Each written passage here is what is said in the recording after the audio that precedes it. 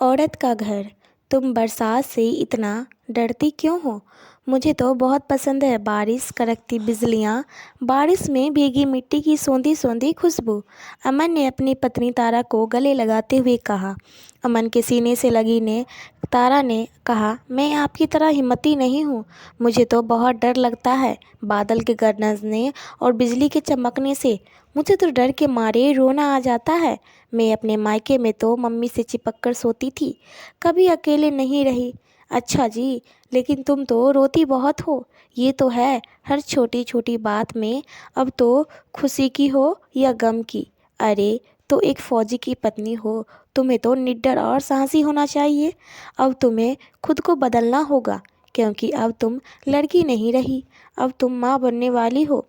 अब तुम्हारे कंधों पर सारी जिम्मेदारियां हैं। घर, माँ, बाबूजी और बच्चे का सबका ख्याल तुम्हें ही रखना होगा। जो यूं डर कर या रो धोकर तो तुम कभी नहीं कर पाओगी। भगवान न करे कल को कोई बात हो गई तक, अमन ने तारा से कहा। तारा ने तुरंत अपना हाथ अमन के मुंह पर रख दिया और कहा, भगवान के लिए चुप हो जाइए। ऐसी बातें अपने मुंह से आज के बाद कभी भी मत निकालिएगा।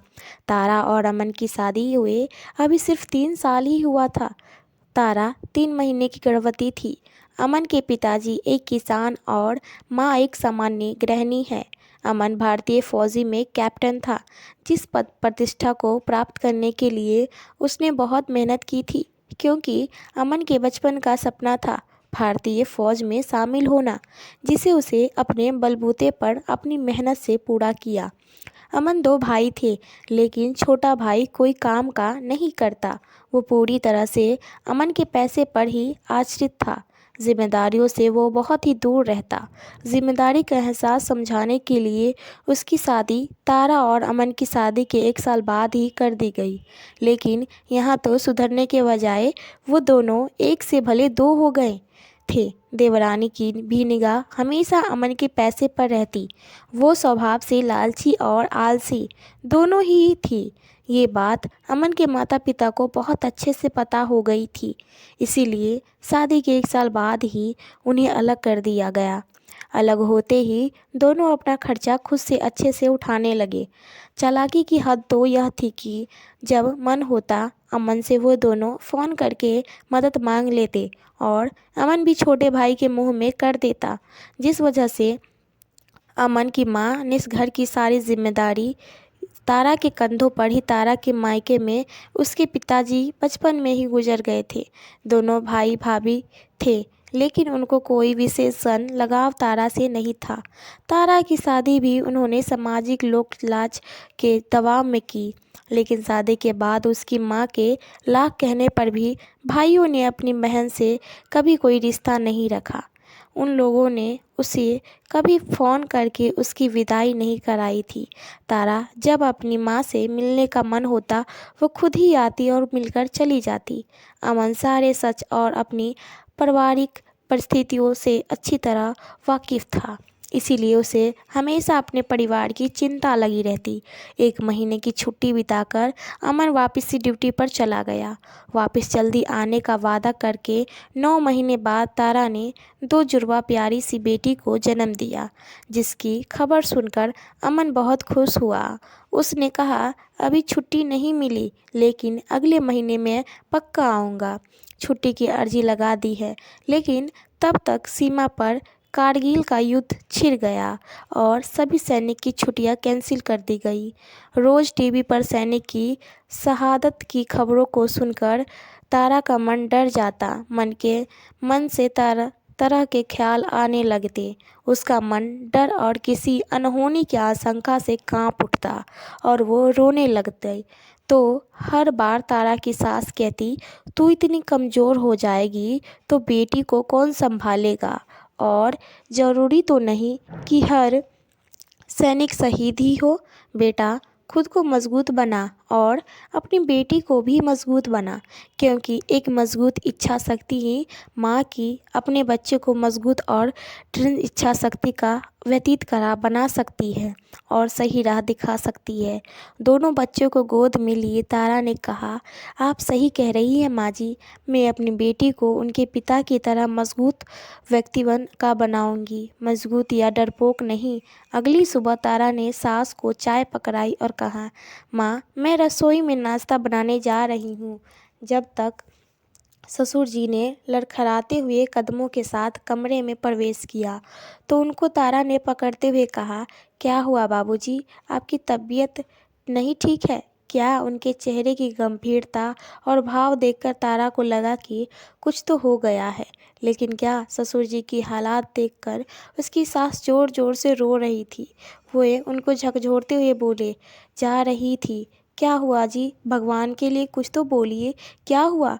किसी से झगड़ा हुआ क्या? आप इतना बेचैन क्यों हैं? तब तारा के मोबाइल पर फ़ोन आया। देखो वो अमन का नंबर था। तारा ने तुरंत झटके से फ़ोन उठाकर एक सांस में बोला, हेलो अमन, तुम ठीक हो ना? पता नहीं बाबूजी को क्या हो रहा है, सिर झुकाए बैठे हैं, कुछ भी नहीं बोल रहे। मुझे तो डर लग रहा है, पता नहीं क्या बात हो गई।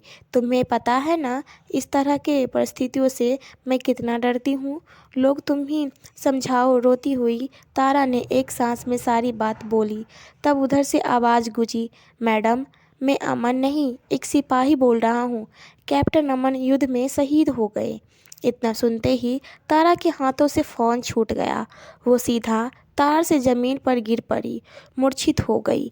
अमन के शहीद हो जाने की खबर पूरे मोहल्ले में फैल गई।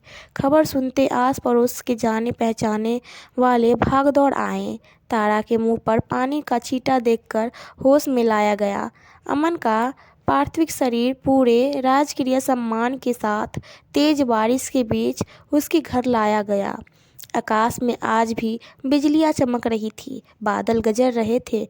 ऐसा लग रहा था जैसे बादल भी आज गर्जना करके जैसे देश के इस वीर सपूत को अपनी श्रद्धांजलि दे रहे हो।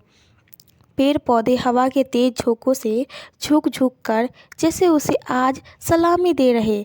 पर अमन को श्रद्धांजलि देने तेज बारिश में भी आसपास के गांव से लोगों का हुजूम उमड़ पड़ा। सब नारा लगाए जा रहे थे, भारत माता की जय, जब तक सूरज चांद रहेगा अमर तुम्हारा नाम रहेगा, हमारा अमर अमर रहे। हर छोटी से छोटी बात पर डरने और रोने वाली तारा के आंखों में आज डर और आंसू दोनों नहीं थे। उसने बेटियों के साथ अमन को भावपूर्ण श्रद्धांजलि देते हुए कहा, देखो अमन, आज मैं रो नहीं रही और अब कभी नहीं रोऊंगी भी। तुम यही चाहते थे ना?